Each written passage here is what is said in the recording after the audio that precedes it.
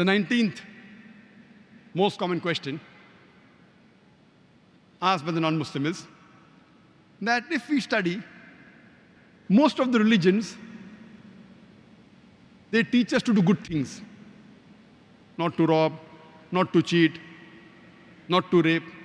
So if all the religions teach good things, why should a person only follow Islam? It's a very good question.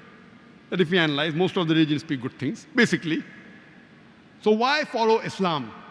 The reply to this question is, I do agree, most of the religions speak good things basically. But the difference in Islam is, Islam shows you a way how to achieve the state of goodness. For example, all the religions say you should not rob. Hinduism says you should not rob.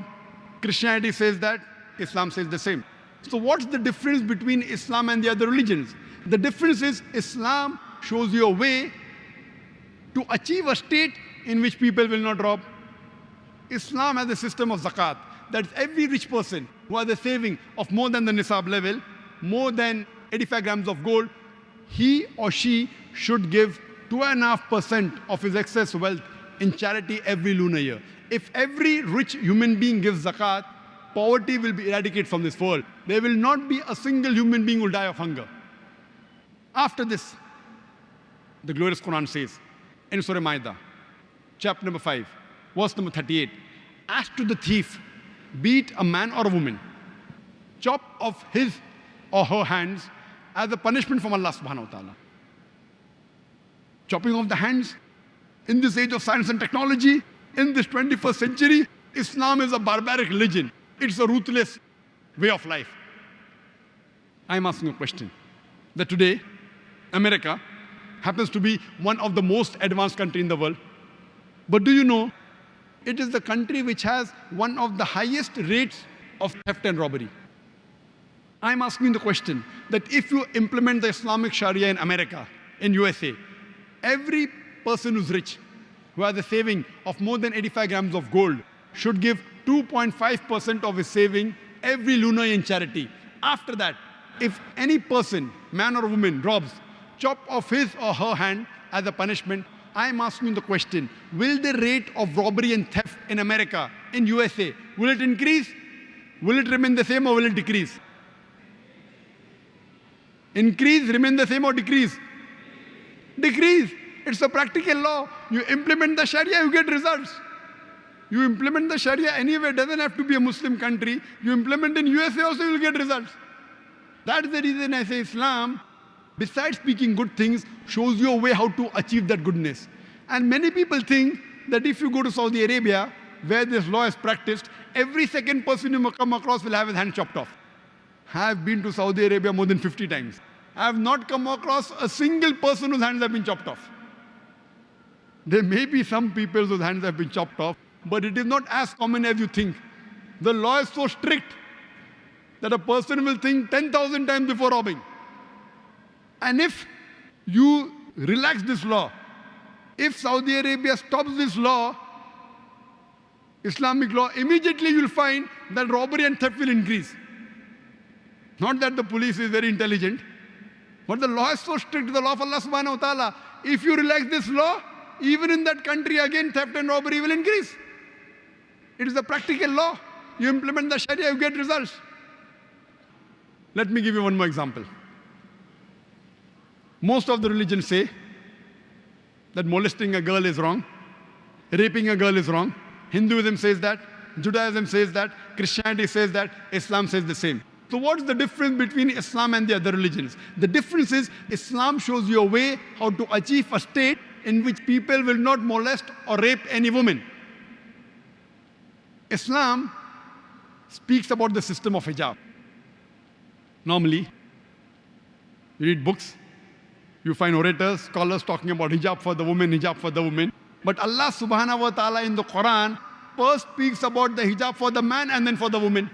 Allah says in the Quran in Surah Nur, chapter number 24, verse number 30, say to the believing man that he should lower his gaze and guard his modesty. Whenever a man looks at a woman, if any brazen thought, any unashamed thought comes, he should lower his gaze.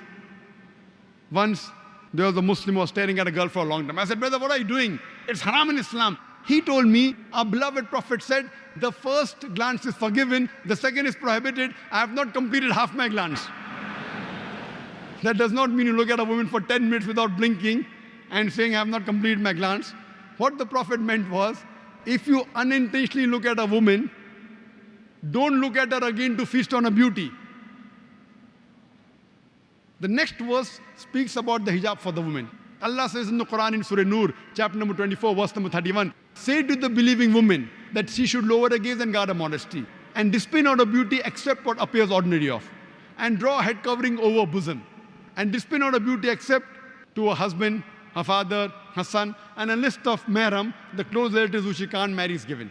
The basic criteria for hijab as far as the extent is concerned is that for the woman, the complete body should be covered. The only part that can be seen are the face and the hands up to the wrist. And it's mentioned in the Quran, in Surah Ahzab, chapter number 33, verse number 59. Allah subhanahu wa ta'ala says, O Prophet, tell your wives and your daughters and the believing women that when they go abroad, they should put on the jilbab, they should put on the cloak so that they shall be recognized and they will be prevented from being molested. Quran says, when the believing women, when they go abroad, they should put on the jilbab, the cloak, so that they shall be recognized and will prevent them from being molested. For example, if there are two twin sisters who are very beautiful, who are equally beautiful, and if they are walking down the streets of Dubai, maybe Jumeirah, and one twin sister, she is wearing the Islamic hijab, complete body covered, except for the face and hands up to the wrist. And the second twin sister, she is wearing the Western clothes, mini skirt or shorts or with a low neck. And if both of them are walking down the streets of Jumeirah, and if round the corner there is a hooligan ready to tease a girl, I am asking you a question, which girl will he tease? Will he tease the girl wearing the Islamic hijab, or will he tease the girl wearing the Western clothes, the mini skirts or short? Which girl will he tease? Which girl? The one wearing mini skirts or short? Quran rightly says that hijab has been prescribed to protect the women, to prevent them from being molested. And after this, the Islamic Sharia says, if any man rapes a woman, capital punishment, death penalty. Non-Muslims say, capital punishment, death penalty in this age of science and technology. Islam is a barbaric religion. It's a merciless way of life. I ask these non-Muslims, and I say, that suppose, God forbid, someone rapes your mother, someone rapes your sister, and if the rapist is brought in front of you, what punishment will you give him? And believe me, 100%, all of them said, we will put him to death. If someone rapes your mother, you want to put him to death. Somebody rapes somebody else's mother, you say death penalty is a barbaric law. Why these double standards? Today, we look up to America as the most advanced country in the world. Do you know, according to statistics of USA, it is one of the countries which has the maximum rapes in the world. As I mentioned earlier, in 1990, according to FBI report, every day 1,756 cases of rape took place. If you see the other statistic, 1996, 6 years later, US Department of Justice, every day 2,713 cases of rape took place. Maybe the American got more bold. Every 32 seconds, one rape is taking place in USA. Every 32 seconds. I have given this lecture for the past 1 hour. Already more than 50 rapes may have taken place in America since the time I'm giving the lecture. And do you know, what do the statistics say? 1990 statistics say that in the full year, in 1990, 102,555 rapes took place. Only 16% were reported. Therefore, the exact number of cases you multiply by 6.25. You get the reply of 640,968 rapes took place. Per day divided by 365, 1,756. But the report continues. Out of the 16% that were reported, only 10% were arrested.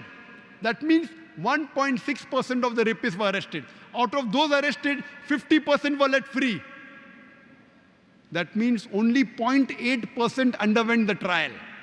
50% were let free before the trial.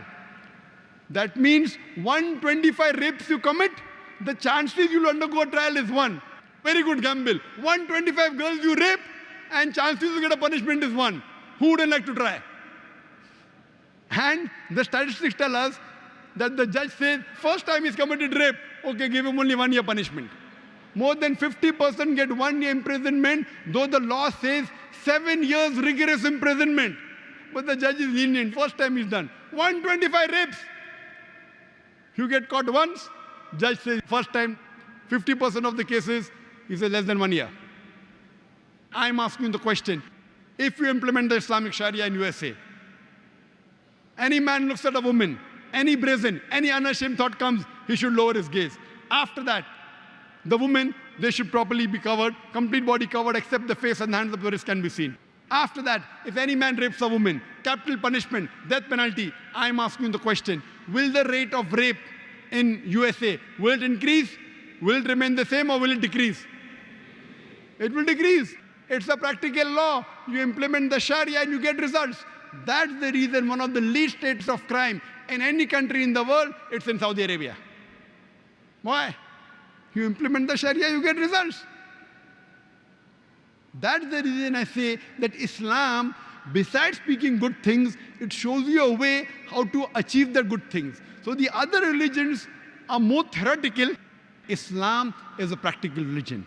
So practically, if you care for humanity, practically, if you really want the evil to be destroyed in this world, you have to accept Islam.